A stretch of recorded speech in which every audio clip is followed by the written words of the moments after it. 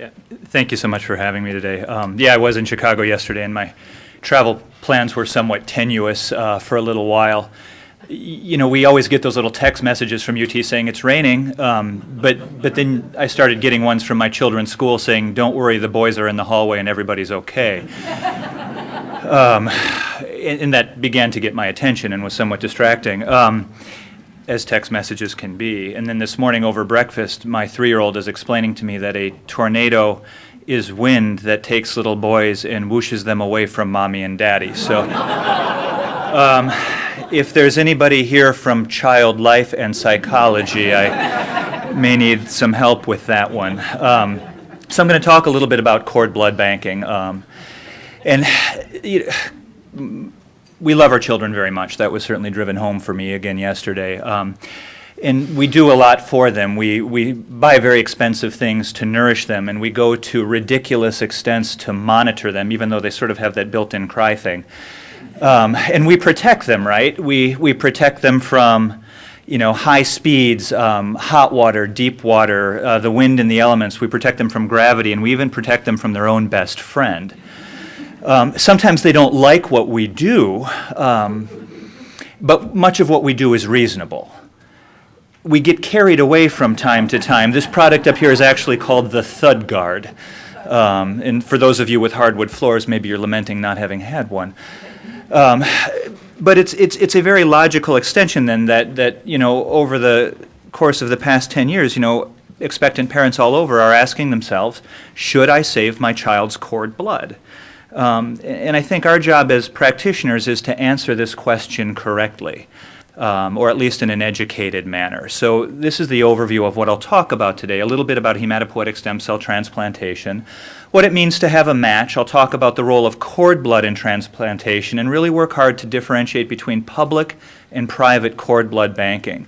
And I'll talk about some of the information and misinformation that's given to expectant parents, and then I'll talk for a little bit about cord blood-derived stem cells that are currently being used in regenerative medicine. Simple slide. Anybody who has ever been treated by me has seen this because I can't talk and draw at the same time, so this is the first thing I share with patients. But bone marrow is the source of all of the bloods that circulate, or all of the cells that circulate in your blood. You know, the red blood cells which carry oxygen, the white blood cells which fight infection, the platelets which help your blood clot. And hematopoietic cell transplantation is replacement of the patient's bone marrow with multipotent progenitor cells. And through the process of division and differentiation, they become all of the cells that circulate in your blood. And we may stop here. There we go. So there's a couple of different rationale for hematopoietic cell transplantation. You know, the first and by far the most common indication is to fight cancer. You know, the actual transplant regimen isn't necessarily what's curative, but the ability to give back your own hematopoietic cells allows us to give super lethal doses of chemotherapy. And we sometimes do that to fight solid tumors. The other thing that we sometimes get is the donor cells, the transplanted cells, can actually directly attack the recipient's cancer cells, and that would be called a graft versus leukemia effect. We can also correct defects of bone marrow-derived cells, and these can be congenital defects such as immunodeficiencies, acquired defects like aplastic anemia. These are defects that can affect single lineages like sickle cell disease, or multiple lineages like dyskeratosis congenita or Fanconi anemia. We can even use transplant to correct certain metabolic abnormalities that are outside of the bone marrow, and these would be diseases like Hurler syndrome. Now, many transplantable diseases exist, and the list is growing. Sometimes the best therapy is transplant, and sometimes the only therapy is transplant. But what's going to be important to distinguish is that there are certain types of transplant, and only certain diseases can be cured by certain types of transplant, and I'll get into that. Bone marrow was the first bone marrow was the first source of hematopoietic stem cells. The first bone marrow transplant was in 1968 at the University of Minnesota, and what you see here is a liquid bone marrow harvest. So they put needles in the posterior iliac crest, and they, through multiple draws in the bilateral crest in the operating room, they take the liquid part of the marrow out and they collect the stem cells from that. There's a couple different types of stem cell transplant. The first is autologous transplant. That means you are your own donor. There's an allogeneic, sometimes, and what this is there's a gift of stem cells from one donor to the recipient. That can be a related family member or it can be a stranger. And then there's syngeneic, which an identical twin is the donor for another. An allogeneic transplant from one person to another requires a good stem cell match. Finding a match is very important for transplant. We've all seen these bone marrow drives, the Be the Match drives. Based on simple Mendelian genetics, the likelihood of you having the same HLA haplotype of your brother or sister is about 25%. And given that we all have 2.2 children within each family, 30% of patients within this country are going to have a matched SIB, which is nice, but that also means that 70% of patients are going to require a non-related donor for an allogeneic transplant. And this is tricky because many different combinations at each of these loci are possible. The MHC loci are some of the most genetically diverse coding loci in mammals. And for example, at the HLA locus, currently there's over 700 alleles possible. At the B locus, there's 1,000. At the C locus, 382. And so if you multiply all these different combinations together, there's about 1.4 times 10 to the 23 possible unique genotypes. I think that number is a jillion. So it's a lot. Fortunately, due to sort of complicated things like linkage disequilibrium, we are not so diverse, and it actually is possible to find a match, but it's still tricky sometimes. Matching is important. When we do a bone marrow transplant, the transplanted bone marrow contains some mature donor T cells. And in a mismatched transplant, every cell in the recipient's body has MHC molecules that the donor has never encountered. So these mature T cells that have been transplanted bind to the recipient MHC independent of the peptide in the groove, and that stimulates this with fairly high affinity. And the T cell actually attacks the cells, any cell that has an MHC molecule, which is most of the cells in the body. So the result is a massive immune attack against the recipient, and that's called graft versus host disease. I won't do too many pictures of this, but here you see grade 4 graft versus host disease of the skin, shredded intestines at autopsy. And graft versus host disease is bad. No graft host disease, this is a study in adults, grade 1 or 2 graft host disease, grade 3, grade 4. Graft versus host disease in and of itself can kill you, but both graft versus host disease and the therapy for graft versus host disease are so immunosuppressive that they predispose patients to life-threatening infections. And so any HLA mismatch decreases survival. This was from ASH a couple years ago. And don't worry about what the survival numbers, but I want you to see is the different. An 8 out of H match, in this study had a 52% survival, but just one allele mismatch dropped the survival by 10%, by another 10%. Each additional mismatch decreases the overall survival by 9 to 10%. So clearly, we don't have enough donors on the bone marrow registry such that everybody who needs a transplant can get a transplant. So we needed to look to other sources, not we, somebody who came before, but umbilical cord blood contains hematopoietic stem cells. And you can see the baby's been born, the cord has been cut, somebody's putting a needle in the umbilical cord, the blood is collected, it's stored in a bag, and then it's frozen at 196 degrees below 0 centigrade, which is the median temperature of Minnesota in February. So the advantages of cord blood, well, there's no risk to the donor. The baby's been born, the cord has been cut before the blood is even collected. It can be cryopreserved and stored more or less indefinitely. There's a mechanism by which we should be able to make very, very large inventories that are rapidly available. We should be able to increase the ethnic diversity of our donor pool by targeted donation. These cells are immature and have a very high proliferative potential. They're immunologically immature, so they have a lower incidence of graft versus host disease. And then they're new, so they have less EBV, less CMV, and the cell counts are known, so we know if the cord blood bag is big enough for the potential recipient. Cord blood transplantation is gaining ground. That's these bars in green, and here's time. Cord blood transplant accounted for about 20% of transplants in the United States and about 50% in Japan. Greater than 20,000 cord blood transplants have been performed to date. In the year 2006, there were about 2,000 cord blood transplants, and we can expect about 10,000 per year by the year 2015. And this is an international endeavor. In about 40% of cord blood transplants, the donor and the patient are living in different countries. I think that's kind of pretty incredible. So in 1998, there was the first umbilical cord blood transplant for Fanconi anemia. In 1993, the first public cord blood bank was established in New York.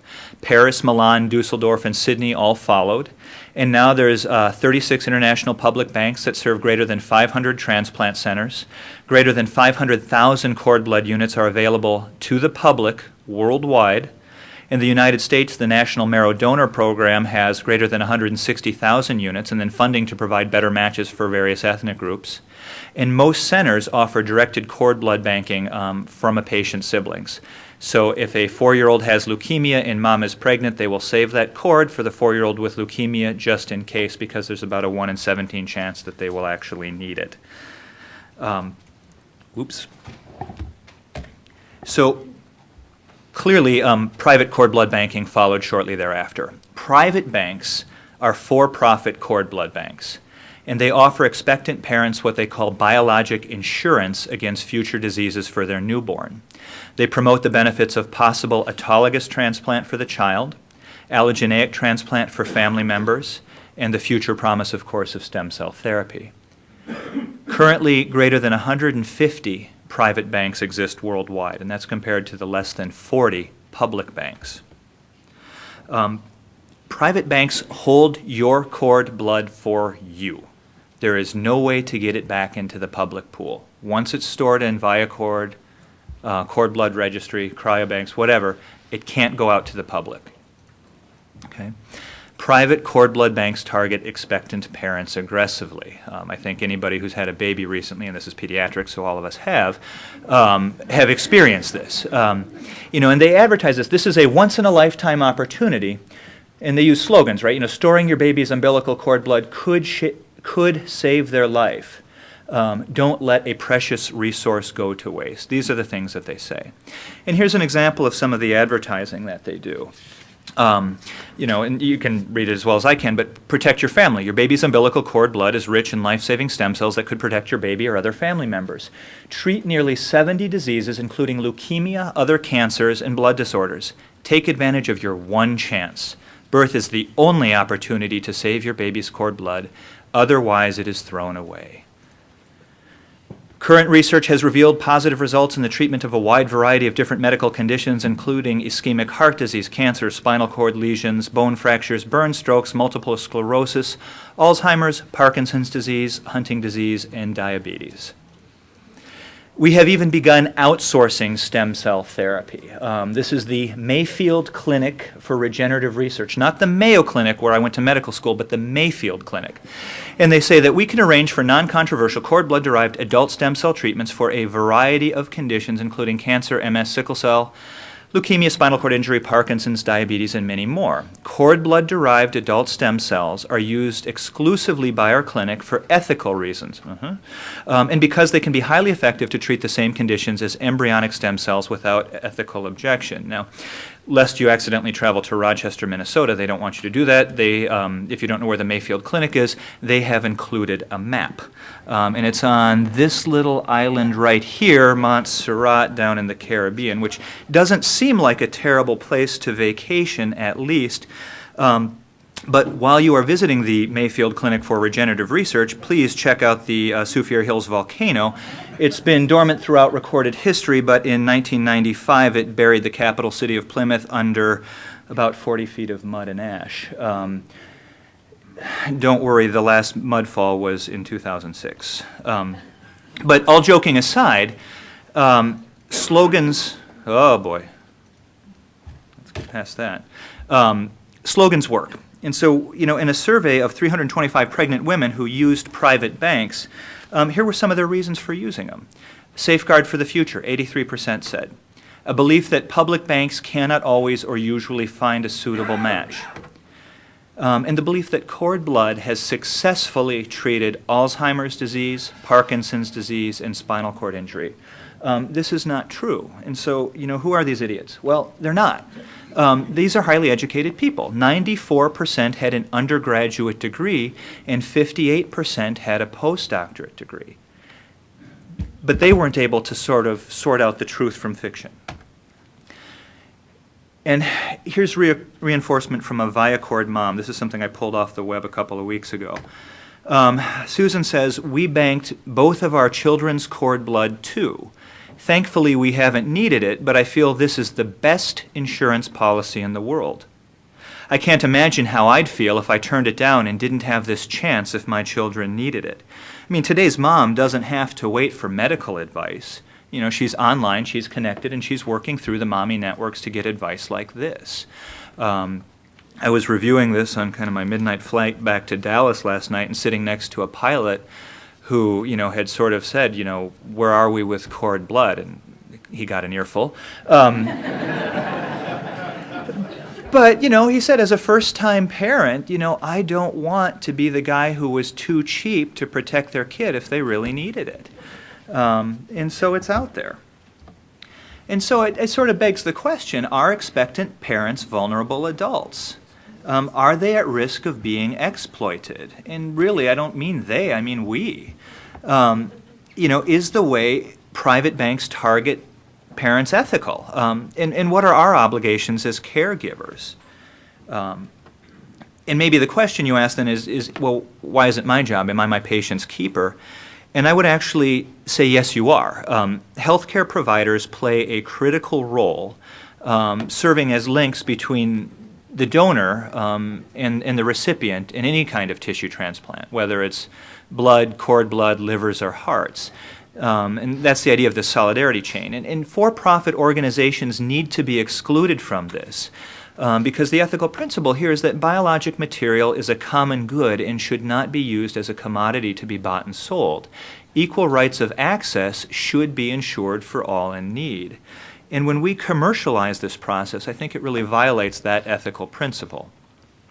And we're vulnerable, right? We can be influenced. It wasn't so long ago that obstetricians in this town would be taken by a private cord blood bank to Three Forks restaurant. Anybody eat there on a regular basis? No, not on my salary. But they would, you know, while they were eating and drinking wine, they would get a lecture on how they can collect cord blood for a private bank and how they could charge the insurance company $250 to $300. And on the way out the door, if that wasn't enough, they would get a check for $250. So while we try to protect our patients from, you know, using scientifically rigorous data, I think we're all vulnerable. So when I talk to families about this and when I talk to the providers, you know, this is the kind of questions that families should be asking. You know, when you're really trying to make an educated decision for yourself, these are the kind of questions that you can ask. And I'll go through all of these in the next slides. First of all, how can my child's cord blood protect my child in the future? Because your child's cord blood isn't going to protect your neighbor if you put it in a private bank. And what this really focuses on is not who needs a transplant and not who needs an autologous transplant, but who needs an autologous cord blood transplant. Okay, I had given a talk like this to some obstetricians in Tucson, Arizona a couple weeks ago, and they had this really cool system where you'd put up questions like this, and then they'd text in, and a graph would show up in real time. It was like American Idol. It was kind of neat. But they could answer this. So where's a chief resident? Let's pick on one. There's some. Natalie. Autologous umbilical cord blood transplant can successfully treat which of the following?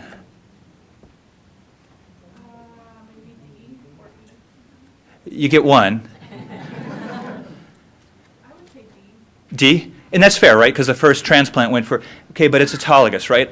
Fanconi disease is a bone marrow failure syndrome, and you don't put your own cord blood back into a bone. So, by the way, when you're going to guess, you know, guess aggressively, say E or D, because even if you're just guessing and you say it authoritatively, I'll think you got it right. But yeah, they didn't get it either. They also had Fanconi because I had baited them with a previous slide. So in terms of transplantable diseases, and these are just pulled off websites as advertised by cord blood banks. So there's cancer, immunodeficiencies, bone marrow failure syndromes, central nervous diseases, traumatic injury, blah, blah, blah. So we'll just kind of go through these. So central nervous system diseases, AML, Alzheimer's, Huntington, there are no data that you use autologous cord blood or stem cell therapy for this. This is all experimental. Same with traumatic injury. There's some animal studies in rats going on. In terms of autoimmune diseases, yeah, there are people thinking, well, what if we reset the immune system? But why would you put back the same immune system that caused the autoimmune disease in the first place? And that's the same for bone marrow failure syndromes. You know, why would you give back cord blood for sickle cell disease or Diamond-Blackfan? Or why would you treat an immunodeficiency with cells that all contain the same genetic mutation? And certainly we don't treat acute lymphoblastic leukemia with an autologous cord blood transplant because you don't want to have that seeding cancer cell within the bag. So there's a few diseases which can be treated with autologous transplant, right? And here's the list. Well, it turns out that for things like neuroblastoma or Hodgkin lymphoma, we only use autologous transplant for advanced disease or high-risk disease. For relapsed non-Hodgkin lymphoma or multiple myeloma, autologous or allogeneic transplant are indicated. And then for some of these solid tumors, autologous transplant are certainly used in the context of clinical trials. However, peripheral blood stem cells are absolutely the standard of care. We here will not use your child's autologous cord blood that's been banked through a private bank. And it's not because we're high and mighty, but when we do a peripheral blood stem cell collection, we need to know the cell counts. We need to have enough for 1 or 2 transplants in case the first one fails. And your cord blood might not be enough for you, and we don't know the quality of the collection. So the best indications for an autologous cord blood transplant is acquired aplastic anemia. This is an acquired immune-mediated bone marrow failure syndrome. It has an incidence of about 3 per million per year, so pretty uncommon. And to put it into perspective, the odds of being struck by lightning are about 576,000 to 1, so within the ballpark. I was recently at a national meeting, and I talked to a person named Charlotte Niemeyer. She's sort of an expert in aplastic anemia. And I said, you know, what are the data on this? What are the data on treating acquired aplastic anemia with autologous cord blood transplant? And she said, I wish somebody would publish it, but nobody really knows. She herself, a nationally recognized world's expert, has treated 3 patients, and 2 of them didn't do well. And so it may be that the immune system is still revved up even after the conditioning. So this is the best theoretical indication, and it's still not really mainstream. So what are the real data on cord blood transplants? So this is Eurocord report. So they tracked all the cord blood transplants from '88 to 2007. They looked at 3,300 of them at 300 transplant centers in 43 countries. And in terms of unrelated, so me to some stranger, 90%. Related, so this would be a sibling who has leukemia, receives a cord blood from a brother or sister who doesn't, almost 11%. And autologous, 3 out of 3,300, less than 0.1%. But you wouldn't know that from looking at the cord blood websites because they don't publish, they advertise. There's really only 3 published case reports from within this time frame. There's 1 infant with stage 4 neuroblastoma, a 3-year-old with CNS relapse of ALL, which we wouldn't do here, a 20-month-old with severe aplastic anemia, which is possibly the correct indication. But no commercial provider has ever published peer-reviewed data on the numbers of cord blood units stored, used, or the outcomes. And that's very different than our public banks like the Texas Cord Blood Bank or the National Marrow Donor Program. But instead, they're more than happy to advertise on their websites. So they'll say things like 15 years experience with 230,000 clients. No, they did not do 230,000 transplants. They just collected money from 230,000 people. One of them advertised, well, we've done 116 autologous transplants, and when I went through that list, 113 of them were for things like brain injury, cerebral palsy, diabetes, hydrocephalus, apraxia, PVL, and head injury. These are conditions for which transplant is not only not indicated, but I think to a great degree the theoretical rationale for doing them is somewhat questionable. So, well, what about Alzheimer's, Parkinson's, and the promise of stem cell therapy? If you look at this woman, it appears that she has been cured of her liver disease, her multiple... I mean, she's doing really well for having gone through all of that. I mean, and the internet makes it appear that stem cell therapy is available and effective. Can anybody guess what website this came from? You won't, because you're going to say Viacord or something like that, but it was a cosmetic dentistry website. Really? They've branched out. Okay, so anyway, stem cell therapy, right? So embryonic stem cells, the one that's made the news, these are pluripotent. They can differentiate into neural cells, cardiac muscle, and blood cells. But what we use for cord blood transplant or bone marrow transplant, we're using multipotent hematopoietic stem cells. These are a little bit more differentiated, and these don't differentiate into neurons or muscles. They differentiate into the cells that circulate in the bloodstream. So the idea of treating Parkinson's with cord blood, when you think about it this way, it's not really supported by clinical data, and the theoretic data are questionable. But since the first time I made this talk, I had to put an asterisk here because we'll get to that later on. And size matters. Cord blood units from private banks are below average. So this is the total nucleated cell count, and it comes in on a bell curve. And the red are the ones collected by public cord blood banks, and the blue are the ones collected in private banks. And here's your threshold for what you could actually use for a transplant. And essentially, the privately collected ones tend to have lower volumes, lower stem cell counts, lower total nucleated cell counts, and a higher incidence of bacterial infection. So not all cord blood banks are created equal. And so is it really the best insurance policy in the world, like this ViaCord mom blogged? Well, no. I mean, an autologous transplant, for one, only allows you to give higher doses of chemotherapy. It's just a mechanism of rescue from lethal chemotherapy. And like I said, size matter. A cord blood transplant is going to require 2.5 times 10 to the 7 nucleated cells per kilogram of recipient body weight. Each cord blood unit has, a range of nucleated cells, and each patient obviously has a range. A 70-kilogram patient's going to need this many cells. And maybe the easier way of looking at it is the average patient outgrows the average cord by age 11. So imagine, is it really the best insurance policy in the world if it's there, it's ready for you, but only if you weigh less than 36 kilograms, and it only treats one disease? So maybe not the best. And it's not cheap. Here are some procurement costs from different commercial sites, and this is yanked from the web again, and then an annual fee for storage. And so data from 27 private banks across the United States showed an average procurement cost of about $1,450 and an average annual cost of $120 per year. But that's not just cost, there's also marginal cost, right? What else could you be doing with your money? So if you store it for 20 years, you pay $4,000, 70 years, $10,000, which isn't huge when you're thinking about like saving for college. But what if you invested it at 5%? Okay, which, and what if you invested it at 10%, which might be generous in this economy, but there are better things that we can do with our money, perhaps. And I would hope for that my parents put away this money not for a cord, but for this. We'll see. So, and is there also a cost to society? And I think this is far more important than kind of the personal financial cost. Another question I asked, in the United States, what % of cord blood is stored privately in cord blood banks? Is there another chief in here? Jackie, I see you. I would say A. Okay. No, it's actually exactly the opposite, right?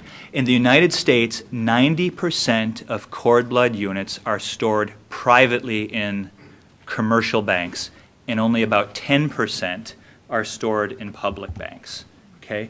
So 750,000 units are squirreled away where our patients who need an unrelated transplant can't get them. So who needs a stem cell donor? It's not hard to find people who are on a wait list.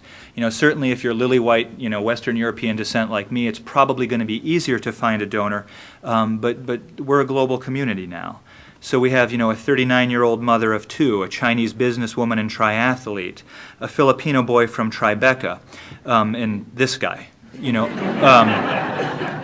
but all waiting for transplants. And these are beautiful people, and some of them died while waiting for a transplant, and that's sad. Is there another one in here, or did David hide? All right, fine. So anyone, so what is the chance that an African American will find a 6 out of 6 matched cord in a hypothetical cord blood bank containing 500,000 units donated exclusively by African Americans? And this is a hypothetical bank. There is no such bank. There are not 500,000 cord blood units donated exclusively by African Americans. But what's the likelihood of finding a 6 out of 6 match? Guess loud, anyone. Anyone else? C, yeah, we're working our way down the list. So yeah, no, it's C. It's 60%. And that's not good enough. This is actually from the bone marrow registry as of the National Marrow Donor Database file back in 1997. So we're better than that. But this was the number of donors in the registry by ethnic group. And so the chance of finding a 4 out of 6 match is lovely, right? 99% of patients can get it, and that's why we say, oh, there's always a cord blood for you. But the chance of getting a 5 out of 6 match is still pretty good. It's kind of dropping off for Native Americans. But the chance of getting a 6 out of 6 match on the bone marrow registry is actually a lot less. And so that was a hypothetical, and then this is based on what we really have. And so, well, if a 4 out of 6 match is good enough, who cares? Well, it matters, and I'll show you why in a little bit. I already did, because mismatches are bad. And there are racial disparities in cord blood donation. So when you look at the cord blood pool that's currently available to the public, it's 62% white, 7% black, and 17% Hispanic. So this certainly highlights a racial disparity, but it also shows us an opportunity for intervention, because the birth rate for African Americans is 16%, and for Hispanics it's 23.3%. So we actually have an opportunity to help. And this disparity is not due to differences in core beliefs or values. Okay. A study was done looking at beliefs about cord blood donation among Hispanic and non-Hispanic black women, and most of the participants had actually not been aware of cord blood donation. However, once these focus groups had sort of had these big discussions, among the participants who had already given birth, women expressed hurt and regret at not being told by anyone on their healthcare team about the possibility of donation. And this is donation to a public bank, not squirreling it away for yourself. And participants felt that they should have been told of the opportunity. Okay? So I think that the responsibility for correcting this falls on us, on the caregivers, because we can. We're the only ones who can, and because we should. It's the right thing to do. We're getting there. 27 states in this country have cord blood education laws. Embarrassingly not Minnesota, where first cord blood transplant was done. And currently now there's greater than 400,000 umbilical cord blood samples stored in public registries worldwide. Most are in the United States, but they're growing throughout the world. And here's the number of cord blood units on the cord blood registry. That's our National Marrow Donor Program. So it's going up. We're getting better. But finally, what happens to children without banked cord blood? What happens if I donate it to a public bank, but then my kid eventually needs some sort of transplant? Well, here's the reality.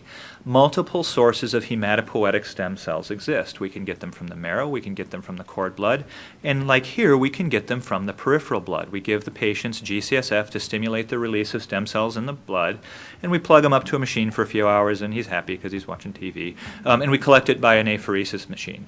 Okay? And this is the standard of care. Autologous transplants are usually done through peripheral blood stem cells, not cord blood.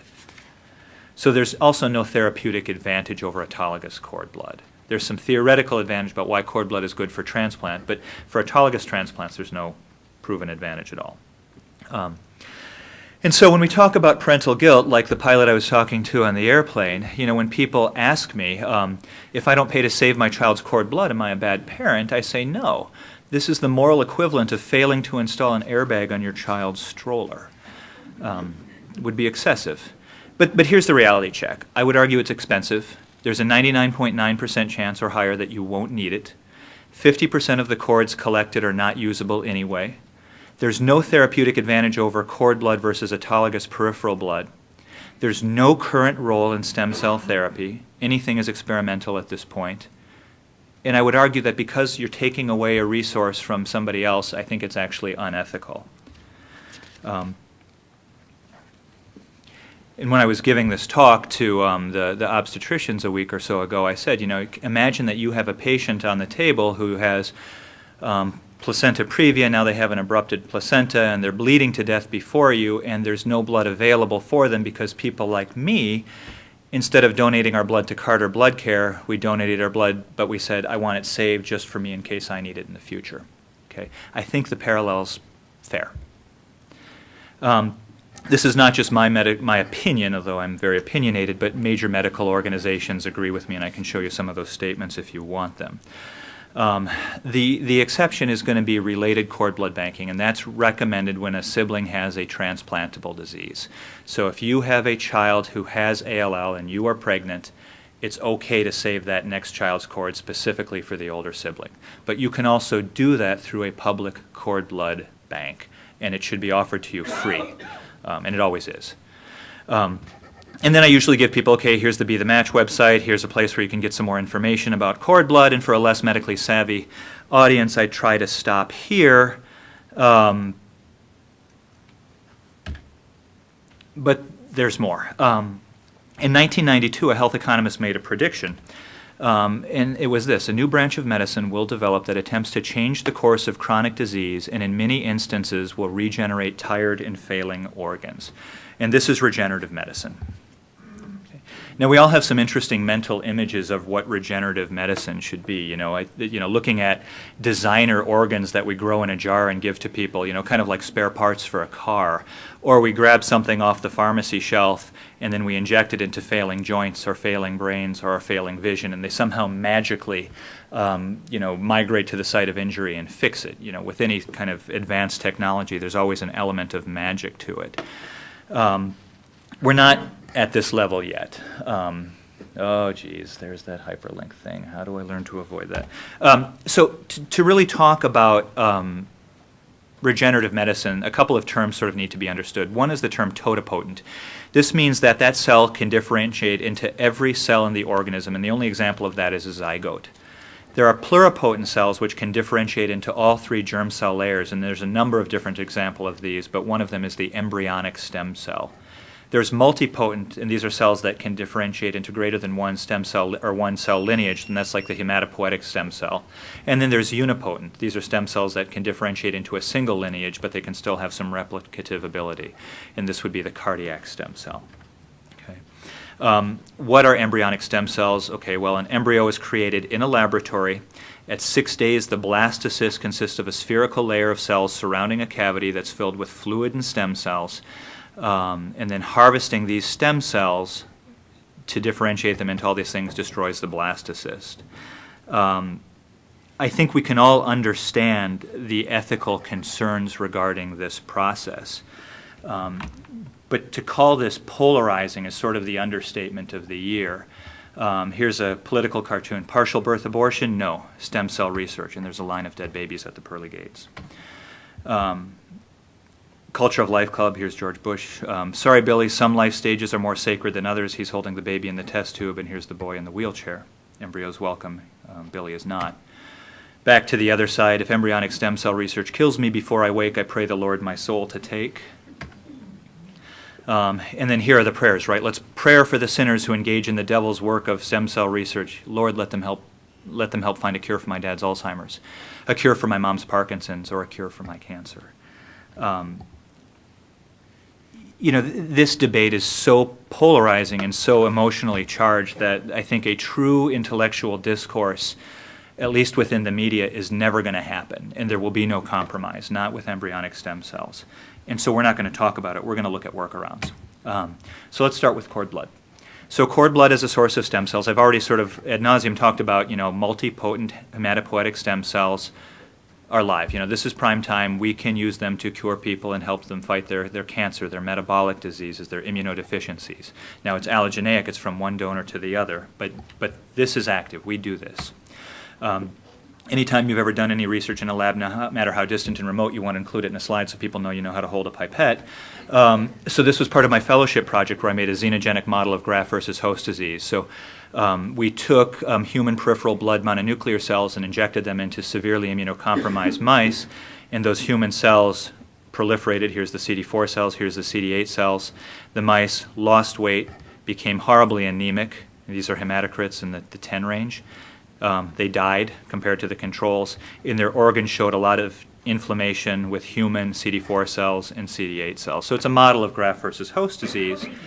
And what we were able to show is that we could take umbilical cord blood, human umbilical cord blood, and isolate a population of CD4, CD25, FOXP3, umbilical cord blood derived regulatory T cells, expand them 600-fold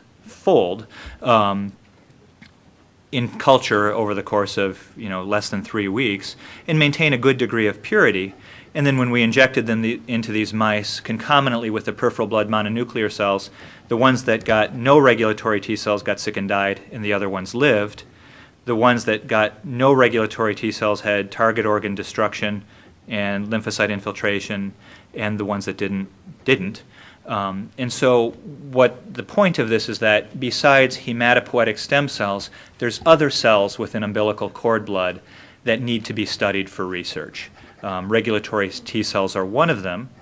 Another lab has said that cord blood contains multipotent stem cells. They were able to isolate from a monolayer basically what are called cord blood stem cells that through culture and growth factors can be differentiated into ectodermal originating cells like neuronal cells, oligodendrocytes, mesodermal cells like cardiomyocytes, blood cells, endothelial cells, and endodermal cells like insulin-producing cells. So cord blood has multipotent stem cells.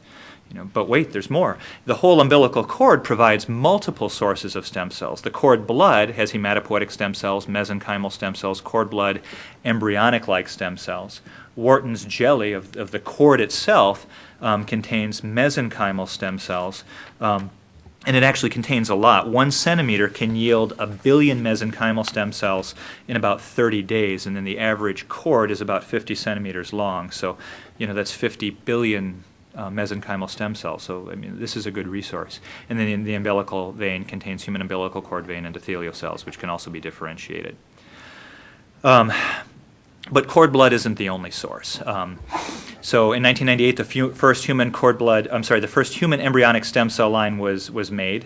In 2006, mouse skin cells were transformed into what are called induced pluripotent stem cells. So they added a few genes, and now they had these induced pluripotent stem cells that could be made into blood, gut, cardiac muscle, etc. In 2007, induced pluripotent stem cells could be generated from human skin, in 2009 from human cord blood. So maybe we don't need embryonic stem cells. Admittedly, they are a useful tool for science and research, but we may have to leave them alone and do something that's much more ethical. So cord blood can be an excellent source of induced pluripotent stem cells. It's the youngest source of stem cells. We already have a mechanism of tissue procurement that's organized and validated, and the HLA data are known. Xeno-free protocols allow for the generation of clinical-grade induced pluripotent stem cell lines that could potentially be used for both research as well as treatment. There's already a remuneration model through what the private banks have taught us, and this may actually stimulate the cord blood banking business. So the idea here is that we get the private banks to start collaborating with researchers to use this resource, towards kind of the common good rather than just serving as a mechanism for kind of the annual collection fees. So this is win-win-win, right? Industry wins, research wins, and hopefully downstream the patients win. There have been some preclinical animal studies using cord blood stem cells. So, and these are just a couple examples. There's a bunch. There's a model of stroke where they take IV umbilical cord blood mononuclear cells, not just the stem cells, but just everything. And they inject them into rats after transient middle cerebral artery occlusion, and that improved neurologic functions in the one who got it. Similarly, in a model of myocardial infarction, they took umbilical cord blood injections and injected them, in shortly after the infarct, and they reduced the infarct size, enhanced angiogenesis, and improved left ventricular ejection fraction. In some studies failed to show efficacy, but some did. And this is not a rat who had a myocardial infarct a long time ago. This is like within hours of the ischemic event. These beneficial results are not due to stem cells going to the source of injury and kind of dividing and differentiating and fixing it. It has more to do with sort of the properties of what they're actually putting in. So here's some of the mechanisms proposed for the rat model of stroke. And basically, what comes out of the human umbilical cord blood cells is they release neuroprotective factors. They have anti-inflammatory effects, and then they blunt the peripheral immune responses. So, yes, it's regenerative medicine, but it's not truly stem cell therapy yet. So I think it's fair to say that the future of cord blood is diverse. It includes autologous and allogenic transplantation, maybe using regulatory T cells to make this a safer and less barbaric process. It certainly involves the collection of stem cell fractions for differentiation and at least clinical trials in a number of different kinds of diseases. So yeah, cord blood stem cells will have a future in regenerative medicine. However, the future of regenerative medicine will not be limited to cord blood. So besides cord blood, bone marrow also contains pluripotent mesenchymal stem cells. These are easy to access, isolate, expand, and preserve. They are extremely immunosuppressive and poorly immunogenic, so there may not be a requirement for HLA matching between donor and recipient. They may have a role in the repair of damaged tissue, and currently there are greater than 80 clinical trials ongoing worldwide. There's also adult or somatic stem cells. So this would be take a cardiac stem cell out of the heart and put it back into the heart. They don't differentiate into other things, but maybe we don't need that. These have a sort of an in vivo role in just growth, healing, and replacing cells that are lost through daily wear and tear. Here's an example of a human clinical study from Lancet, where they took patients who had had myocardial infarction, and they all had decreased left ventricular ejection fractions before their coronary artery bypass graft, and they took these stem cells out and in a randomized way put them back, injected them through the coronary artery into the patients, and the patients who were in controls didn't see a major difference, but those who got these cardiac stem cells had a statistically significant improvement in ejection fraction, and this was seen at both 4 months and 12 months after therapy. So this isn't cord blood, this isn't bone marrow, these are just adult stem cells taken from adults and put right back in. So there's lots and lots of ongoing research, and we don't know what the future will hold. What really is the best source of stem cells? There's even people looking at endometrial regenerative cells, aka menstrual stem cells. There's kind of a yuck factor involved in this, but endometrial stem cells, they are multipotent or pluripotent. They differentiate into cardiomyocytes, neuronal cell lines, adipocytes, osteogenic cell lines. Preclinical testing has already been done in rats. It's reduced myocardial infarct size in a rat model of ischemic heart. They secrete neuroprotective factors in a rat stroke model. They improve dopamine production in a rat model of Parkinson's. So, this really isn't a joke. There's even been phase 1 human trials in patients with multiple sclerosis. Now, these people didn't get up and walk again, and those data aren't released. This is phase 1, so it's to see if they're safe, but they are safe. And so where there is research, there is always a commercial interest. This is Cell, which has offered us the opportunity to bank your own endometrial stem cells, and you can see at the bottom their little motto here is, "Welcome to Cell, where every month holds a miracle."